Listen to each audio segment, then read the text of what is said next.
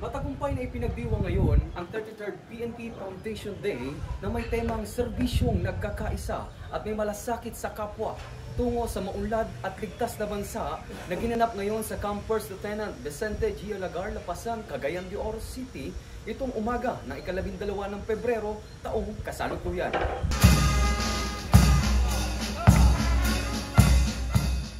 Pinangunahan ni Police Brigadier General Ricardo Gilayog Jr., Regional Director Police Regional Office 10, kasama ang Command Group, Regional Staff, Chief ng National Support Unit at non-uniform personnel. Naging panauhing pandangal sa pagdiriwang si Honorable Arthur L. Abudiente, Executive Judge, Regional Trial Court Branch 25. Bilang bahagi ng pagdiriwang, iginawad ang mga parangal sa mga natatanging kawani ng Northern Mindanao PNP na sumisimbolo ng dedikasyon ng buong hanay ng Pro-10 sa pagtataguyod ng isang mas nagkakaisa, ligtas at maunlad na Pilipinas. Ay nagsagawa din ng wreath-laying ceremony at 21 gun salute sa Heroes Wall bilang pag-alala sa mga bayaning pulis na nag-alay ng kanilang buhay para sa bayan.